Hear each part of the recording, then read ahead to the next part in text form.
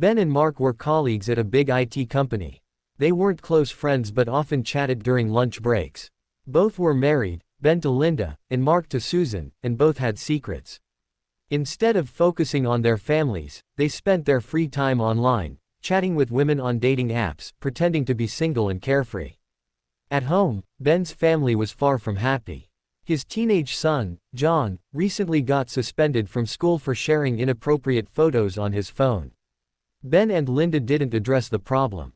Instead, they ignored it, much like they ignored each other.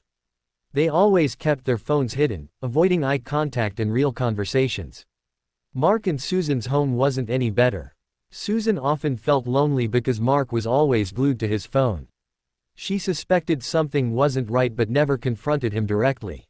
When the company announced their annual Christmas party at the luxurious Seven Metals Hotel, Ben and Mark were excited, but not just for the party. During a lunch break, they confided in each other about their secret online affairs. Ben had an idea. Why don't we book a suite with 2 rooms at the hotel? We can bring our dates, let them wait for us there, and join them after the dinner. Mark laughed nervously but agreed. They made their arrangements, keeping everything carefully hidden from their wives. On the night of the party, both men arrived with their wives, playing the roles of happy husbands. Linda looked stunning in a red dress, and Susan sparkled in a blue gown. But behind the smiles, both women sensed something wasn't quite right. After dinner, Ben and Mark slipped away, telling their wives they had urgent work matters to handle. They headed to the suite, eager to meet the women waiting for them. Ben entered his room first. A woman lay under the covers, her face hidden. He chuckled to himself and slid under the duvet. "I've been waiting for this all night," he whispered. The next morning, Ben woke up feeling smug. He decided to call Mark over to show off his conquest. "Mark, you have to see her," Ben said. Mark entered the room with a grin, but it quickly vanished. His face turned pale. Susan. The woman under the duvet sat up. It was Mark's wife, Susan. "What are you doing here?" she shouted, her voice shaking. Before anyone could answer, the door to the adjoining room burst open. Linda, curious about the noise, walked in.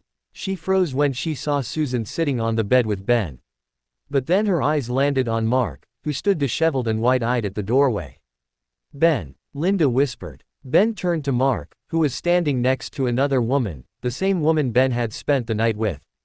It was Linda. The room exploded with shouting. "You've been cheating on me." Linda yelled at Ben. "You're no better." Ben fired back. "You're here too." Susan glared at Mark. "And you thought I wouldn't find out. You've been sneaking around for months." In that chaotic moment, everyone's lies unraveled.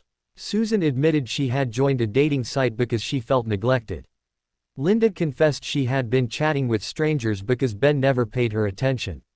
But the biggest twist, neither Ben nor Mark had actually invited their wives to the suite.